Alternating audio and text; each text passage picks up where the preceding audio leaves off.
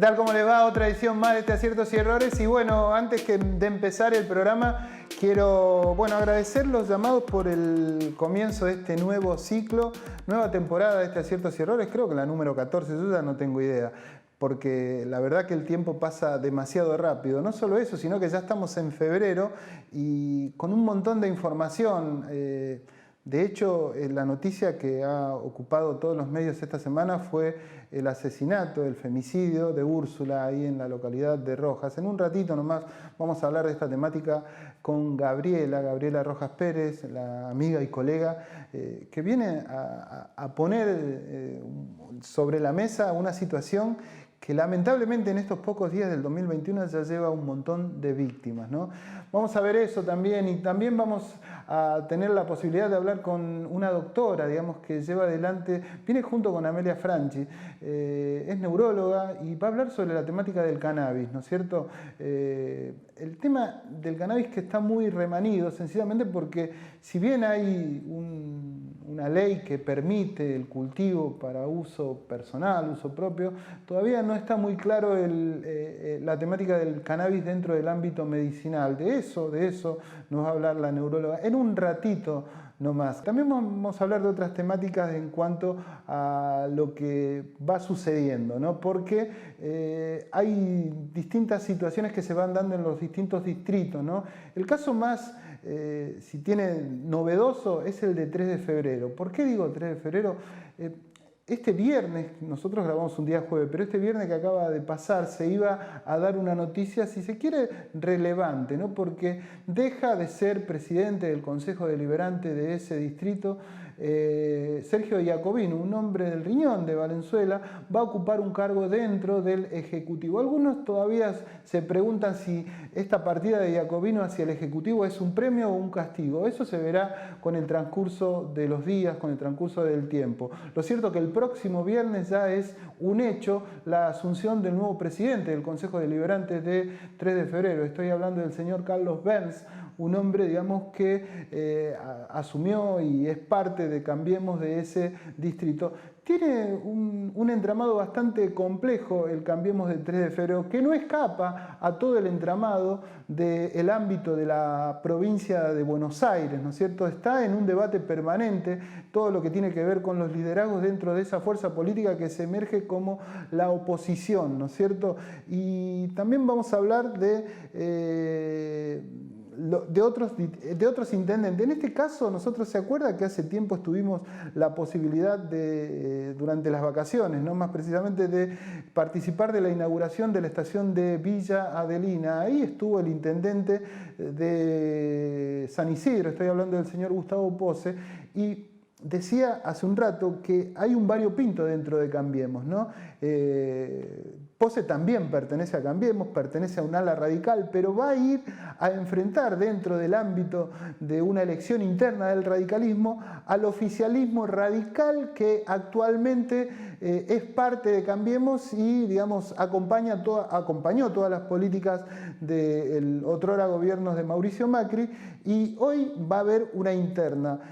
Dice Pose, escúchenlo ustedes, que es la renovación sin documentos, una especie de renovación indocumentada. Empezamos con eso. Gustavo Pose, ahí en Villa Adelina.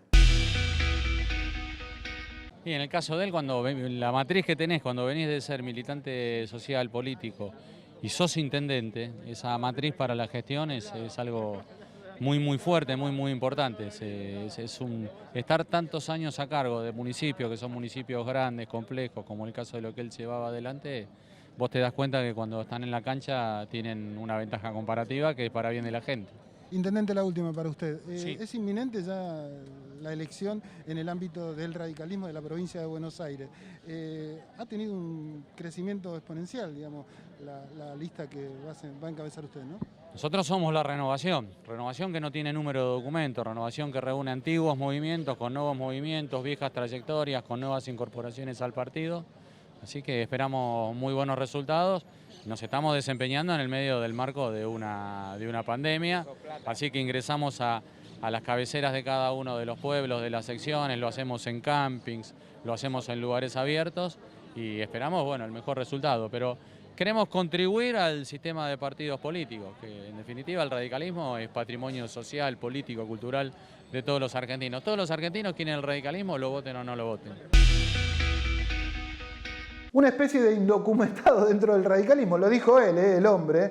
Lo cierto es que va a haber y se empieza a entrar en una situación dentro del radicalismo bonaerense de una disputa. La semana que viene ya nos han invitado ahí al ámbito de 3 de febrero, no, de Palomar más precisamente, en donde va a haber una especie de minicumbre radical con la lista contraria a la de Gustavo Posse, la del actual oficialismo, entiendo yo, ¿no es cierto? Así que los vamos a tener al tanto de esta situación. En un ratito también vamos a ver el tema del comienzo de clases, ¿no? Hay una coincidencia entre algunos intendentes de distinta índole política, ¿no? Están promocionando, eso quise decir, promocionando el comienzo de clases, que de hecho se va a dar el próximo 17 en el ámbito de Capital Federal. Vamos a hablar en las semanas siguientes acerca de esta situación de las clases, porque obviamente uno quiere que comiencen las clases como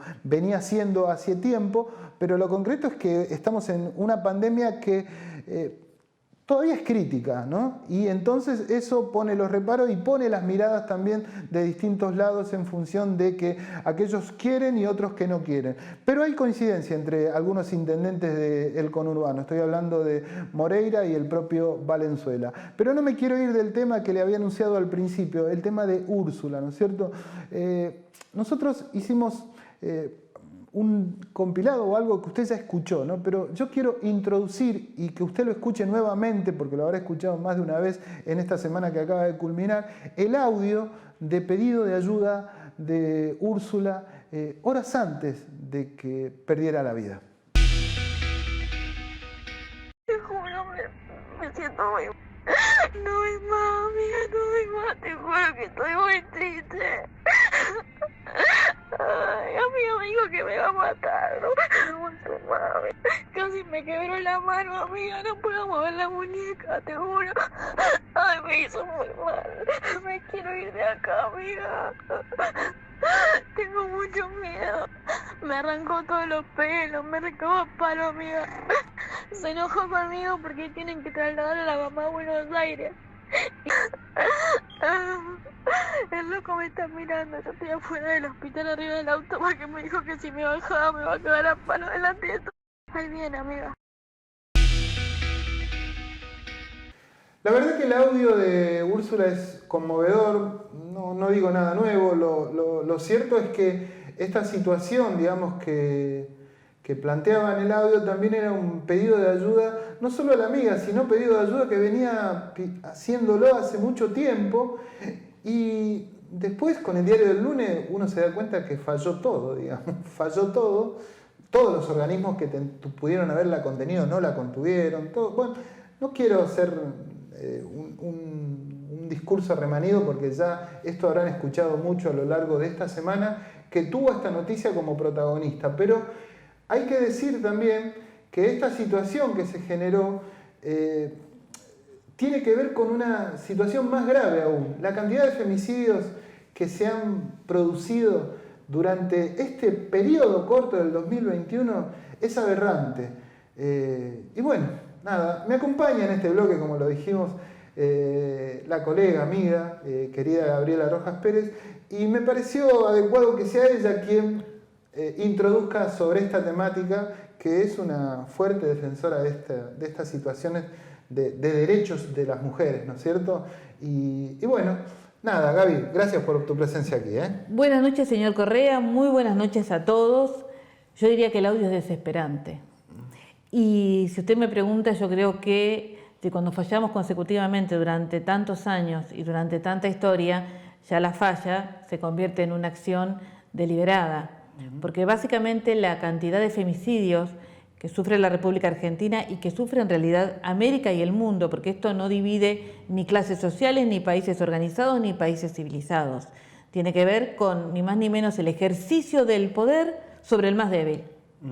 En este caso, las mujeres y los niños son las víctimas directas de los femicidas.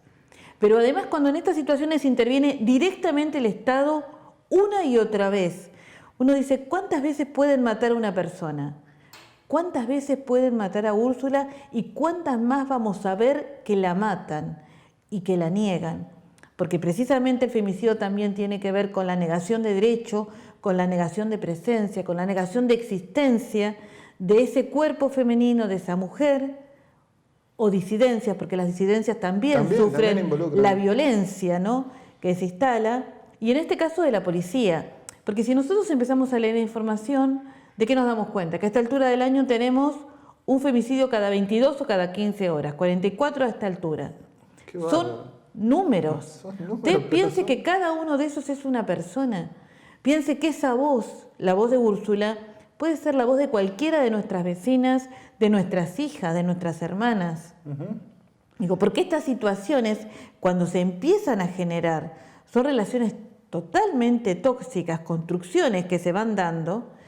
Cuando la mujer logra salir de esto y pedir ayuda, porque acá está, cuando se pide ayuda, cuando se le pide ayuda a quien debe protegerla, el Estado debiera tener presencia, digamos. El Estado la mata.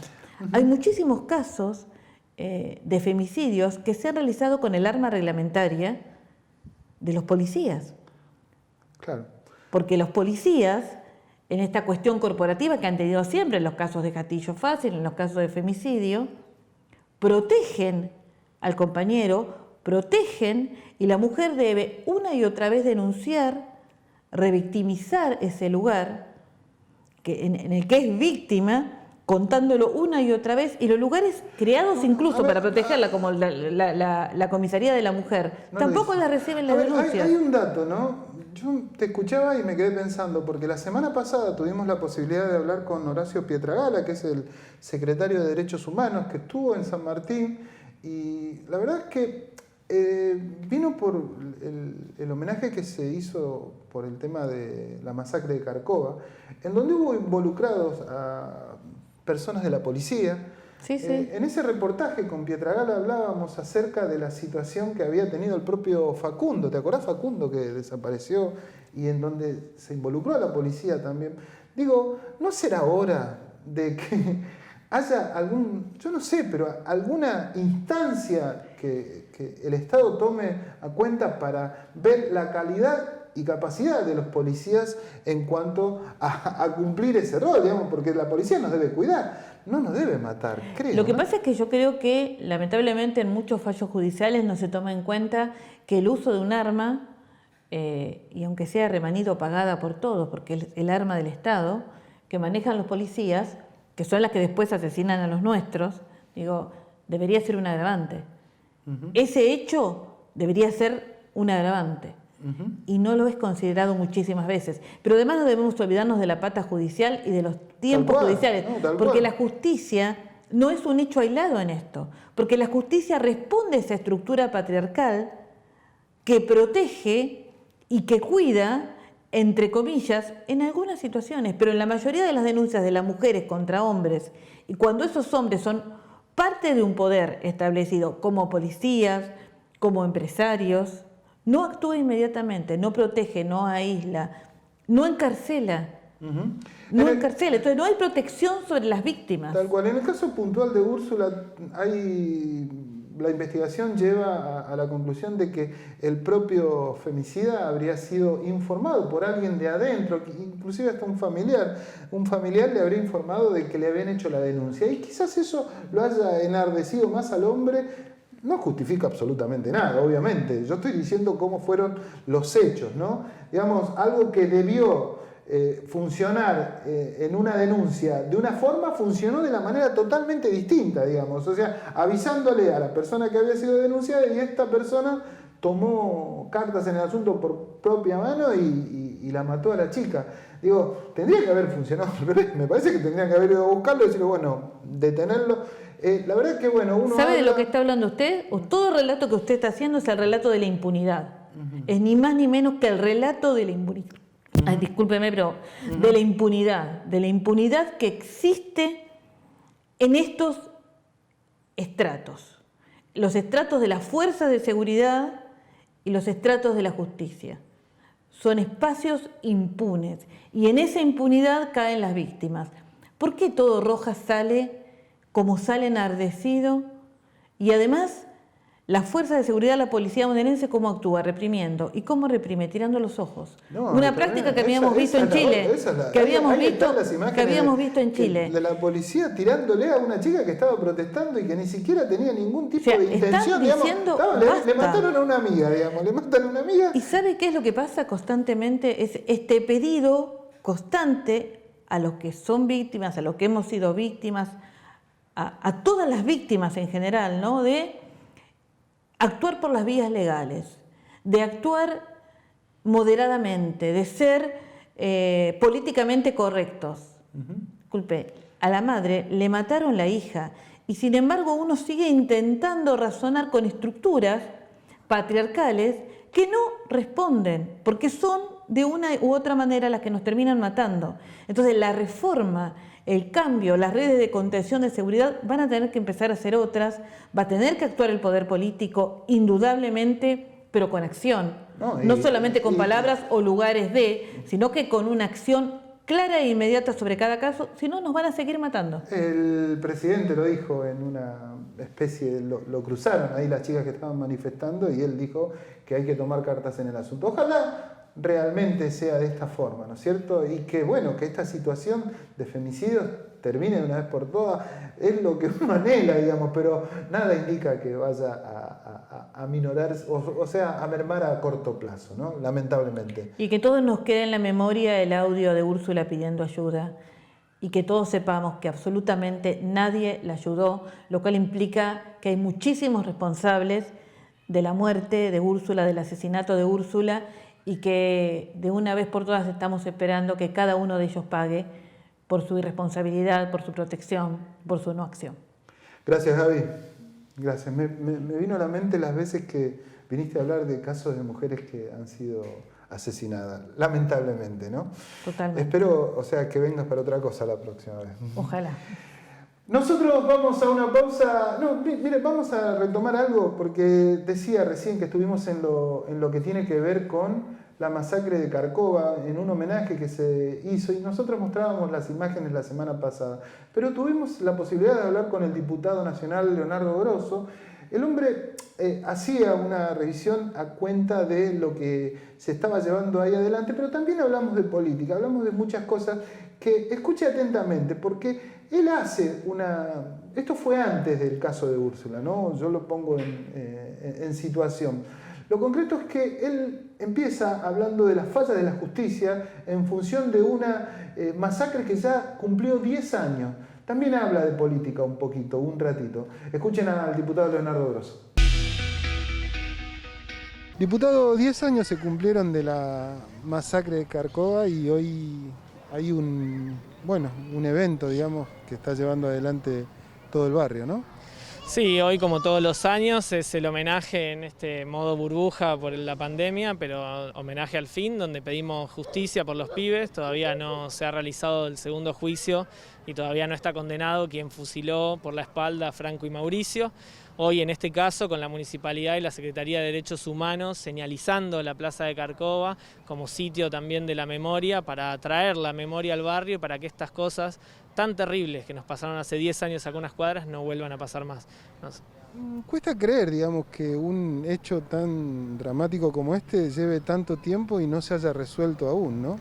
La verdad que es una vergüenza, es el debe de la justicia para con los sectores populares, ¿no? Nosotros movilizamos inmediatamente. Al otro día del hecho, la comunidad de San Martín estaba movilizada pidiendo justicia, reclamando verdad y construyendo memoria. La justicia tardó 3 años. Hizo el primer juicio y absolvieron por el beneficio de la duda a quien estaba sindicado como el asesino por la espalda de Mauricio y Franco. La Cámara de Casación Penal nos dio la razón a la querella, a las familias, y logramos un segundo juicio. Hace 6 años que estamos esperando que se conforme el tribunal. Aún con este tiempo que vos manifestás que ha transcurrido, ¿sos optimista en que se llegue a alguna situación más en concreto, más en firme, y digamos, si aquellos que son culpables realmente paguen su culpa? Es difícil creer en la justicia si uno piensa que pasaron 10 años de la masacre de Carcova y el asesino de 2 de los pibes sigue libre. Es muy difícil, pero la realidad es que esa no es la única justicia. La otra justicia también tiene que ver con estos homenajes, con 10 años de movilizaciones, con la memoria de este barrio y de todo San Martín, con la movilización del conjunto de organizaciones sociales, políticas, derechos humanos, que a lo largo de estos años se han movilizado pidiendo justicia, pidiendo verdad, pidiendo memoria y tratando sobre todo de que esto no vuelva a pasar nunca más. Leo, te cambio de tema. Estamos ya en una especie de segunda etapa o segundo año ya con una pandemia que nos ha tenido a mal traer a todos. Y bueno, y uno tiene como una especie de expectativa, pero también mucha incertidumbre en este año que está comenzando. ¿Cuál es la mirada que tenés vos? No, bueno, nosotros venimos trabajando fuertemente ahora para conseguir las vacunas, para iniciar este proceso que ya se inició, pero que necesitamos que sea más masivo de vacunación de nuestra población, porque es la única estrategia que hoy tiene el mundo para salir de la pandemia. Y una vez que podamos dejar atrás la pandemia, reactivar con mucha fuerza la economía, que es lo que necesitan los argentinos hace ya no un año, hace 5, porque nosotros vivimos durante 4 años una pandemia sin virus que significaron las políticas neoliberales de macrismo. Así que trabajando fuertemente para salir de la pandemia, para reactivar la economía argentina y para que podamos construir un país con más justicia y con más igualdad, que en definitiva es para eso, para lo que nos votó la gente. En temas de la vacuna hay como una de cal y una de arena, sencillamente porque se reconoció el tema de que la vacuna rusa, a pesar de lo mucho que se habló, fue reconocida por una entidad que reconoce todos estos estudios científicos, ¿no? Pero a la vez también hay poca cantidad, no se ha llegado a la cantidad que supuestamente se había comprometido el gobierno ruso con la Argentina. ¿Eso dificulta esta solución? Por supuesto, pero lo primero que hay que decir es que es un problema mundial, digamos, no es un problema nacional. El gobierno argentino tiene una estrategia que es pública de negociar con todos y absolutamente cada uno de los laboratorios que están produciendo la vacuna en el mundo para traer la mayor cantidad de dosis a la Argentina. Hoy vemos, o estos días vimos, como la Unión Europea le reclamaba a los laboratorios el acuerdo y el cumplimiento del acuerdo para entregar la cantidad de dosis que necesitaba. Es un problema global, necesitamos que se sigan produciendo las vacunas para que lleguen a Argentina. Estamos en eso, nuestro presidente está ocupado en eso, ha hablado esta semana con Putin, ha hablado con Merkel, ha hablado con todos y cada uno de los sectores o referentes con los que había que hablar para que lleguen más y más vacunas a la Argentina y podamos sacarnos de encima esta pandemia. Se ha generado una polémica en estos últimos días en virtud de la vacuna, porque los sectores de la oposición manifiestan que sectores militantes del oficialismo están llevando adelante como una especie de campaña y no estaría bien visto esto. ¿Vos qué opinás acerca de esto? La oposición no puede hablar, militó en contra de la cuarentena, militó en contra de la vacuna, milita en contra de las medidas de aislamiento y prevención de la pandemia. La verdad es que lo único que han hecho es poner palos en la rueda. Hasta hace poco decían que no se iban a vacunar, que la vacuna no servía para nada. Hoy la reconoce el mundo entero, una revista muy prestigiosa a nivel internacional, la más prestigiosa, y da fe de que esa vacuna sirve. Lo que yo le pediría a la oposición es que colabore, porque esta situación en la que estamos no es solo resultado de la pandemia del coronavirus, también es resultado de la pandemia del macrismo. Pero que los sectores militantes están trabajando como manifiesta la propia oposición. Nosotros todos trabajamos para que la gente se vacune. Yo soy militante y trabajo para que haya vacunas y para que la gente se vacune. Hay enfermeras que no son militantes y trabajan para que se vacune y que haya vacunas. Todo el mundo tendría que estar trabajando para que la gente se vacune y para que lleguen más y más vacunas a la Argentina, porque, insisto, es la única manera en la que vamos a salir de la pandemia. Nosotros necesitamos también de que la oposición sea responsable y pueda colaborar con nosotros. Ahí hablaba y terminaba el propio Leonardo Grosso de las vacunas, pero antes quiero decir que ese monumento o ese cartel en homenaje a Darío y Mauricio que se puso en la plaza de José León Suárez duró apenas unas horas nomás, porque fue vandalizado. Por ahí uno siempre, cuando suceden estas cosas, lo que se pregunta es quién fue, ¿no es cierto?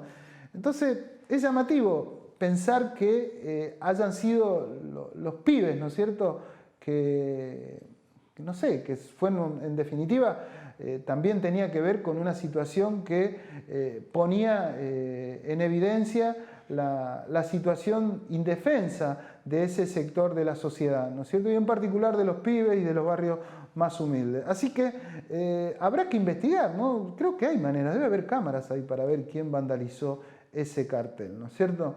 Un laburito más a esta justicia que, como uno manifestaba con la propia Gabriela hace un rato, es bastante compleja, tiene muchos entramados y que es difícil, le cuesta mucho hacer justicia, para decirlo más claro, ¿no?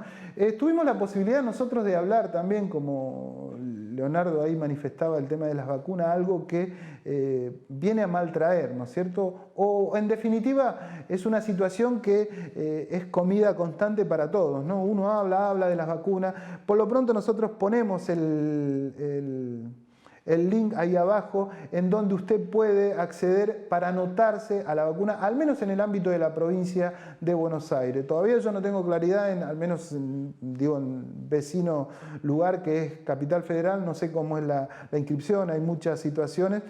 Dicen que hay falta de vacunas, que de hecho la hay en todos lados, pero no hay una campaña tan masiva como sí lo está llevando adelante la provincia de Buenos Aires. Nosotros tuvimos la posibilidad de hablar con el viceministro de la Salud de la Nación, Arnaldo Darío Medina, y le preguntábamos acerca de esta situación con las vacunas. El hombre es muy optimista, escuche lo que dice. ¿Cómo va la campaña que se inicia hoy en su segunda etapa de vacunación? Bien, se viene cumpliendo de acuerdo a lo previsto y en este caso con trabajadores de la salud aquí en este hospital que es emblemático para nosotros, ¿no? A nivel nacional, así que muy bien. ¿El cronograma cómo sigue?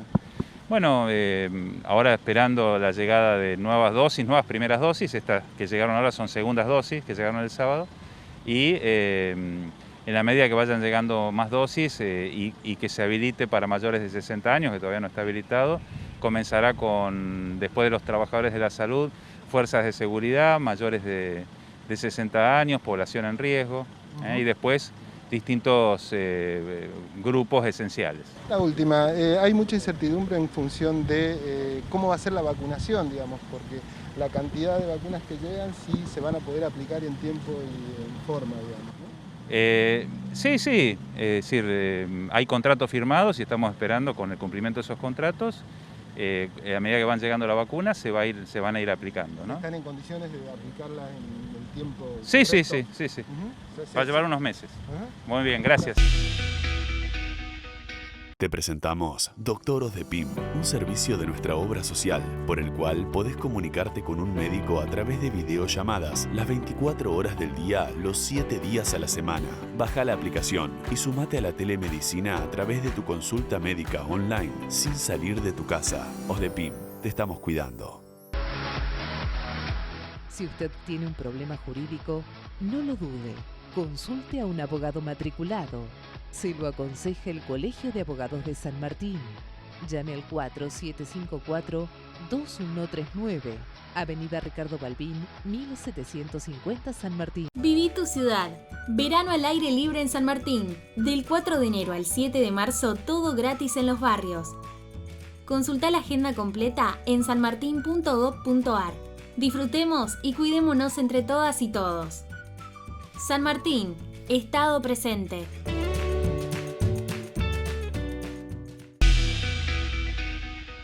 Bloque de salud y me acompaña como siempre la doctora Amelia Franchi, que vamos a hablar de vacunas, pero también les anticipo que estamos con la doctora Andrea Michiuli, que es neuróloga, y vamos a hablar del tema de cannabis, porque hay mucha polémica acerca de esto, ¿no? En función de que se puede cultivar, pero hay cuestiones que no están claras y para eso nosotros la convocamos para que nos venga a contar acerca de esta temática. Pero antes de comenzar con el tema de cannabis y con la doctora Michiuli, vamos a hablar con Amelia en función de la situación de las vacunas. Mientras nosotros grabamos este programa, está partiendo un avión que va a volver mañana, el día viernes, con una cantidad de vacunas considerables, ¿no? Y el tema de las vacunas sigue siendo algo que tiene varios claros oscuros, sencillamente porque no se recibieron la cantidad, no hay una producción que abastezca no solo a la Argentina, sino a gran parte del mundo.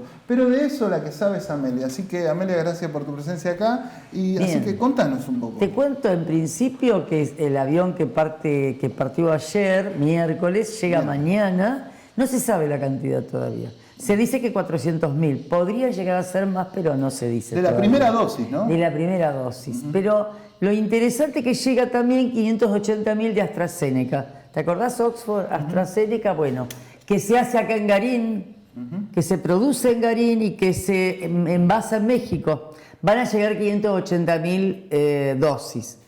¿Qué sucede? Mucha gente pregunta, ¿se pueden cambiar las dosis? Porque las dos tienen 2 dosis. Se está haciendo un trabajo de investigación, uno que ya está aprobado para hacerlo entre AstraZeneca y Pfizer, y otro entre AstraZeneca y la Sputnik. Esto es un dato interesante. Un millón, digamos, un ¿no? dato interesante. Claro. ¿Por qué? ¿Será que actúan? Y además ahora que aparecieron otras cepas, ¿actuarán las vacunas con las cepas nuevas? Viste que hemos detectado también en nuestro país. Bueno, todo eso está en investigación. Y otra de las cuestiones que a mí me genera cierta duda tiene que ver con esto, con las distintas empresas que hacen la vacuna, ¿no es cierto? En el caso de AstraZeneca y en el caso de Sputnik, que son las dos que nosotros tenemos. Quiero decir, dicen que son todas la primera dosis. Si yo me pongo la primera dosis de AstraZeneca, digamos, ¿me puedo poner después la segunda dosis de Sputnik? Exactamente, digamos? eso está en estudio. Bueno, esa es una de las cuestiones. Y después, la logística, digo, porque tenemos lío para vacunar, o sea que después... Mirá, por ejemplo, la logística es muy importante, toda la cuestión de armado del tema. Por eso es tan importante tener muchos lugares y bien estratégicamente armados. La vacuna de Sputnik tiene 5 dosis en un frasco. Voy a agregar algo que quizás en algunos programas se dice que se tienen que tener en freezer entre 2 y 8. No es así. Es de menos 18 para arriba la vacuna Sputnik. Lo he visto en varios lados. Así que bueno, lo aclaro. Es menos 18. Los freezer deben cumplir con la condición de menos 18 para arriba. O sea, menos 18, menos 20, menos 30, ¿no? De menos 18 para arriba. La Pfizer es de menos 70, con lo cual es más complejo. ¿Qué pasa con la Sputnik, que se está dando en este momento y que tiene toda una cuestión muy interesante? Es que tiene 5 dosis, se abre, se descongela y en 30 minutos tenés que darla. Todo esto tiene que estar organizado. Te digo algo, por último. A ver. La red UNESCO hoy acaba de declarar que los laboratorios deben dejar la patente, deben para todo el mundo dejar la patente para poder tener más cantidad de vacunas. Este es el conflicto. Claro, y las esto hay que patentes resolverlo. para pasarlo en limpio. ¿Qué quiere decir dejar las patentes? Dejar la patente y esto es mío. Esto Claro, es mío, claro. no lo voy a soltar, no te lo doy, O sea, entonces o no sea, puedo tener gran cantidad de fabricación. Para pasarlo más en limpio. Más es decir, en limpio. dejarlo en Dejen de ganar que esto plata. sea mío, quiere decir, el único que gana plata con esta vacuna soy yo, digamos. Y eso es lo que se le está pidiendo, ¿no es cierto? Es una conflicto pandemia, con el precio de la vacuna china, entre 20 y 40 dólares. Y la AstraZeneca, ¿cuánto cuesta? No sé. 3 dólares. Si alguien la puede hacer por 3 dólares, ¿por qué no la hacemos más cantidad? Y dejamos de ganar. AstraZeneca se comprometió a no ganar un centavo hasta que pase todo esto de la pandemia. Bueno, ojalá sea así. Veamos, bueno, así lo bueno de todo esto es que ya no estamos discutiendo si la vacuna es rusa, si la vacuna es china, si la vacuna es norteamericana, si la vacuna no sé, esa cantidad de estupideces que se venían hablando. Sí. Ahora lo concreto, bueno, tenemos un problema de que no recibimos la vacuna, pero bueno. Lo concreto era ir, por favor, ¿me pueden vacunar? ¿Te cuento algo? Bueno, ahí tenemos una foto. Estoy Ahí la vacunada. ven a la doctora mientras se está vacunando. O sea que estamos hablando con conocimiento de causa. Exacto. Así que ahora sí vamos a hablar de otra temática que también tiene cierta cuestión polémica y es el tema del cannabis. El cannabis a nivel medicinal, ¿no es cierto? Y por eso, Andrea, la doctora Andrea Michiuli, siempre yo. Andrea. Con Andrea está muy Bueno, bien. a ver, es neuróloga y en principio lo que quiero es que me cuentes para qué sirve el cannabis, al menos en el área de la neurología, ¿no es cierto? Bueno, hay evidencia científica a nivel internacional que sirve para muchas patologías, muchísimas están en estudio, algunas ya tenemos aprobación, por ejemplo en nuestro país sí está aprobada para uso compasivo para epilepsia refractaria, pero en otros países del mundo está aprobada para otros usos. Está aprobada para, por ejemplo, dolor o espasticidad, dolor en cáncer, dolor crónico, que tiene una fisiopatología bastante específica, ¿no? Dolor crónico, sea polineuropático, sea asociado a enfermedades oncológicas. Está aprobado para espasticidad espasticidad en esclerosis múltiple. Se usa muchísimo, por ejemplo en España se usa muchísimo para espasticidad en esclerosis múltiple. Y fundamentalmente también para anorexia asociado a SIDA o a patologías oncológicas. Me nombraste un montón de situaciones de enfermedades, digamos, que no se saben. Que no se sabe, o al menos, bueno, por ahí digo, pero no está tan... La medicina en sí mismo es como que no lo tiene en cuenta el cannabis o la marihuana para que se entienda. Pero la pregunta es, el cannabis entonces tiene un formato donde tiene cuestiones que se acercan y trabajan como un medicamento. No es una hojita que yo... Tiene algún tipo de fisiopatología por la cual resuelve alguno de estos temas. No todo. Justamente hablábamos del Día de la Epilepsia, que fue el 8 de febrero, y que son refractarias muchas epilepsias. Yo sé 30%. El 30%, ¿qué significa refractarias? Significa que los pacientes no responden al uso de 2 drogas colocadas para el síndrome epiléptico específico que corresponda y en dosis correctas. Solo 2. Sí, porque tenemos muchísimos pacientes medicados con multiplicidad de drogas, con dieta cetogénica que necesitan cirugía para la epilepsia. Y aún así, este tipo de epilepsias más graves, que nosotros llamamos desde el punto de vista médico encefalopatías epilépticas, que afectan muchísimo a la población infantil o adolescente, que impactan terriblemente sobre el desarrollo, que provocan una cantidad de discriminación entre los niños y en las familias, un dolor muy intenso. Para esas epilepsias, el cannabis es útil. A ver, en definitiva, ¿el cannabis, la marihuana, cura? Bueno, curar ya es otra cosa. A ver, bueno, curar no hay muchas enfermedades que se curen. ¿Sí? Curar es muy difícil, sí, es una palabra compleja además, porque cuando decimos curar parece que vamos a un chamán, ¿viste? Y justamente eso es lo que queremos separar, porque nosotros estamos hablando de ciencia. Es un tratamiento más.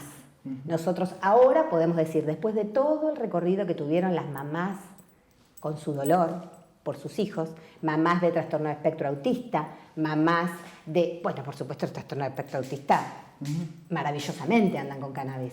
Bien, esas mamás, las mamás de la epilepsia refractaria, después de todo el recorrido que ellas tuvieron que hacer, buscándonos, buscando la ciencia, buscando alternativas para sus hijos. Después de todo ese recorrido podemos decir que, bueno, acá estamos, podemos acompañar, acá ponemos la ciencia al servicio de ese dolor, porque nosotros queremos, y en ese camino vamos, porque las mamás tuvieron que hacer otro recorrido, el que pudieron. El ilegal, digamos, hasta que... Sí, no sé si ilegal, lo que pudieron, tuvieron que plantar, tuvieron que cultivar, tuvieron que hacer solas sus aceites, estuvieron muy solas, la verdad.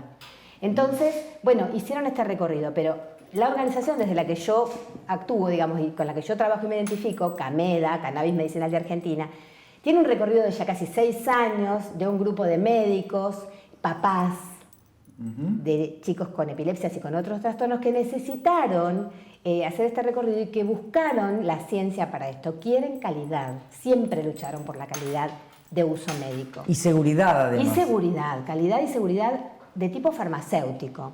Y en este sentido yo lo que quiero es aclarar algo muy importante. Como vos lo decías hace un ratito con el tema de las vacunas, no pongamos los capitales en el medio, no pongamos la política en el medio, estamos hablando de salud. Salud. Queremos calidad y seguridad para toda la población. No queremos que el que no tiene recursos cultive en su casa y el que los tiene pague un fármaco de calidad. No queremos eso. Queremos que toda la gente tenga acceso a un producto de calidad. A ver, y acceso a la salud, por supuesto, con un equipo médico. Pero por eso, yo me voy a ir un poquito, o no tanto, pero ¿por qué uno supone, o al menos desde la ignorancia, o al menos desde el no estar dentro del ámbito medicinal, supone que la medicina tiene como una mirada, digamos, ajena al cannabis, a la marihuana? O sea, como que uno dice, no, pero... es mala palabra decirlo dentro de ese ámbito, ¿no es cierto? Y entonces, por eso también genera que uno agarre, qué sé yo, hemos visto casos de gente que cultiva y hace su propio aceite, digamos, ¿no es cierto? Sí. Mirá, estuvo todo muy mezclado y la responsabilidad es compartida. A ver, nosotros desde la salud, desde la ciencia, como médicos, yo tengo que hacerme responsable de mi comunidad. Muchas veces se ha discriminado esa situación. Porque desde la ciencia estamos acostumbrados a mantener una serie de procesos para producir un fármaco, para dar un tratamiento. Y en este sentido, bueno, de alguna manera hemos dejado de lado, y estas mamás, como yo decía antes, y papás también, por supuesto, han tenido que padecer desde muchos de mis colegas un rechazo, ¿no? Un rechazo. El doctor Meshulam, que es el que inició en esta época, porque ya sabemos que los tratamientos con cannabis son milenarios. El general Belgrano en Argentina quería utilizar cáñamo para producir las velas de los barcos. Entonces es milenario, se ha utilizado en Egipto, en un montón de lugares del mundo desde milenariamente. Pero, o sea, no es que lo trajeron aquellos que consumen y se fuman un... No, digo para aclararlo. Seguramente también eso existía en esa época, por supuesto, desde algún otro ritual, ¿no? Y así fue como muchas hierbas se descubrieron que tenían medicinal. Esto. Lo importante es que nosotros tenemos un sistema endocannabinoide, y esto acá es donde empezó a actuar en esta nueva época, digamos, el doctor Meshulam, allá por el año 68, cuando yo estaba naciendo, y no me saquen los años que tengo.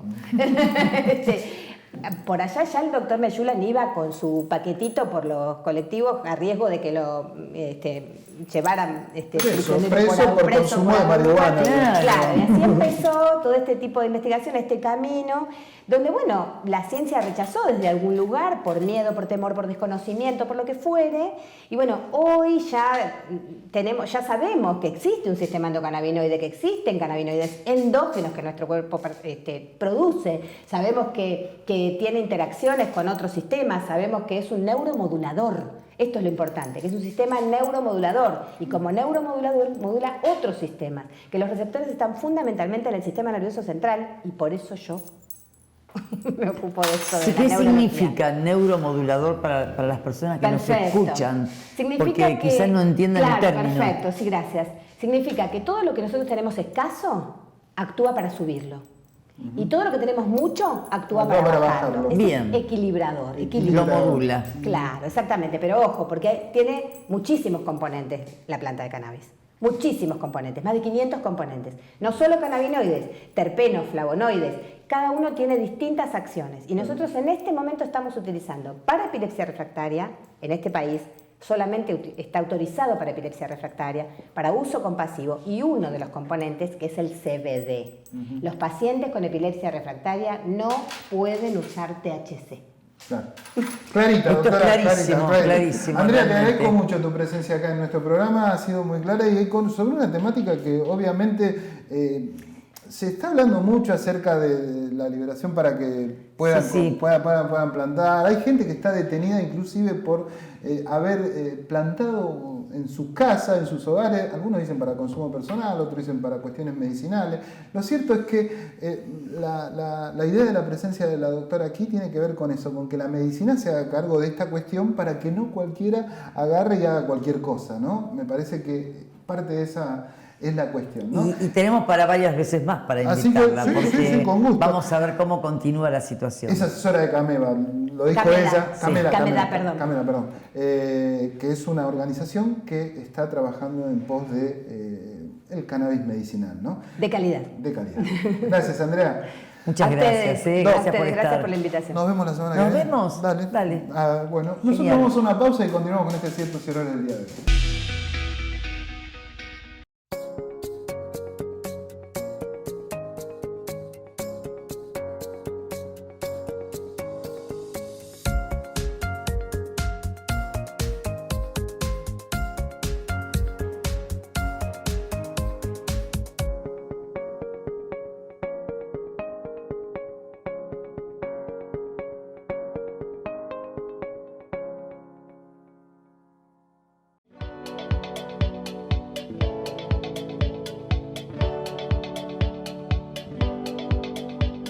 Se moderniza Martín Coronado.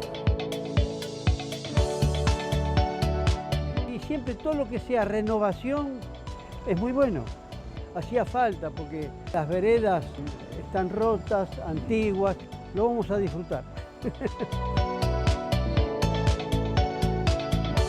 Teniendo un compromiso que tuvimos con los vecinos y con los comerciantes, que es revitalizar este centro comercial. A seguir,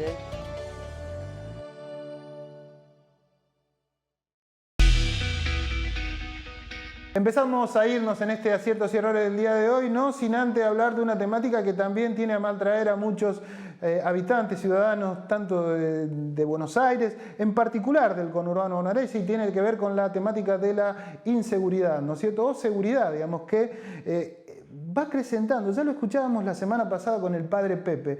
Se está dando una ola y un incremento de inseguridad, ¿no es cierto? Los hechos de inseguridad se van multiplicando, son cada vez más. Esto creo que tiene que ver con un entramado grande, ¿no? O sea, también está muy difícil conseguir un laburo, llevar un mango a la casa. Entonces, la falta también, ¿por qué no?, del tema de las clases como uno las solía tener, ya es un algo que suma a esta situación. Y Bernie tiene encima, estoy hablando del ministro de Seguridad de la provincia de Buenos Aires, tiene encima toda la temática de Rojas, y no solo eso, sino también el antecedente de una policía que se sublevó en su momento y trata de poner a la fuerza, al menos encarrilarla y sacarle a aquellos que quieren sindicalizar a las fuerzas de seguridad. ¿Está bien, está mal? No lo sabemos. Lo cierto es que el propio Bernie llamaba a la reflexión a los policías en un encuentro ahí, en el límite del conurbano con la capital federal, en donde se hizo entrega de patrulleros a la fuerza de seguridad. Intentan, bajo la excusa de que están muy preocupados por las condiciones de trabajo de nuestros hombres y mujeres de la provincia de Buenos Aires, generar este tipo de rebeldía. Pero no le dicen la verdad, no le dicen que lo que están disputando es una enorme caja, una caja millonaria, que intentan hacerse a través de un mecanismo que ya la justicia lo ha dicho varias veces, que por la aplicación de las leyes y las normas en la Argentina no es viable, que es la sindicalización policial. Hay que decirlo con todas las letras. Veníamos de 4 años de un gobierno que se llenó la boca con el discurso de la seguridad y prometió subirle los sueldos a nuestra fuerza, equiparla, ponerla tecnológica, científicamente en un escalón superior. Podemos decir, y en parte se reflejó en aquel resultado electoral, de lo que prometieron no hicieron nada. La policía, por supuesto, que tiene elementos antiguos y estructurales que mejorar. Pero yo creo que no hay ninguna época en la historia de nuestra provincia en donde a los trabajadores y trabajadoras de nuestra fuerza le hayan sacado del bolsillo 30% de su poder adquisitivo. No fuimos, no sin antes mostrarle lo que le decíamos al comienzo del programa, y tiene que ver con el comienzo de las clases, ¿no? Hay coincidencia, ahí vemos unas fotos del propio Diego Valenzuela, en donde hacía una especie de clase pública en la Plaza de Caseros, ¿no es cierto? También lo llevaron adelante algunos concejales del distrito de Hurlingham, también de Cambiemos, ¿no?, que están impulsando eso. Pero otra de las personas que no es de Cambiemos, pero que también apoya el comienzo de clases, es uno de los intendentes del conurbano. Estoy hablando de Fernando Moreira, el hombre de San Martín. Ahí escuchen, en esta jornada que llevó adelante, no solo el propio intendente, sino personas, digamos, del ámbito común, ¿no es cierto?, vecinos, que opinaban acerca de un año sin clase y la posibilidad de un año que está comenzando con las clases presenciales. Vemos las notas, nosotros nos encontramos la semana que viene con más aciertos y errores. Han sido muy amables por estar del otro lado.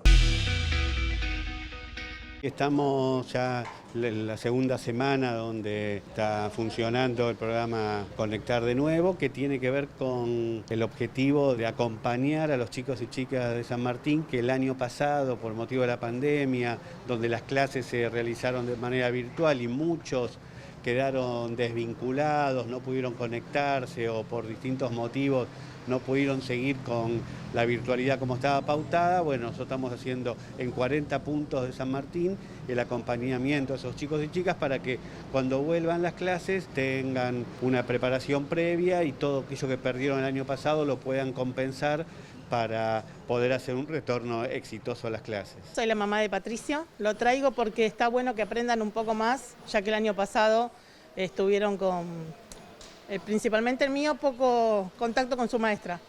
Entonces está bueno porque acá él se divierte y espera venir. Me parece que está bueno el proyecto y lo que se armó, más allá de que se los estimule cognitivamente, creo que el contacto con el otro, que se perdió todo el año pasado, es muy importante. Son actividades relacionadas al apoyo escolar, a la lectoescritura, más tarde, a medida que pasen los días, van a ser de matemática también. Son más que nada para ponerlos a punto ahora que empiezan el colegio. Y tal vez en el año de pandemia tuvieron poca conexión o algunos ninguna, nada, cero. Y me parece que es una buena iniciativa que no todos los municipios tienen y que este municipio lo tenga, me parece muy positivo. Nosotros ya le dijimos al presidente en su momento, no se puede decir llévate el trabajo a tu casa o quédate en tu casa, las casas de la villa son diferentes, y esta villa y cualquier villa, entonces hoy día volver a una cuarentena cerrada significa, sobre todo desde el punto de vista de los adolescentes, de los chicos, un problema muy grave, porque ya estamos como cosechando los frutos del encierro, ¿no? Entonces, en su momento fue necesario como activar una política de cuidado de salud. Pero la salud no pasa solamente por el virus, pasa a través de un tiempo bien ocupado de pibes y pibas que vuelvan al club, que vuelvan al colegio, que vuelvan a hacer la actividad normal, porque después si no nos quejamos que los pibes andan en, no sé, en una esquina y que un tipo o una tipa lo lleva a la delincuencia o al afano. Pero claro, si le cerraste los lugares en donde podía crecer sanamente. Entonces, es importante lo presencial, más en los barrios nuestros, mucho más que los de clase media.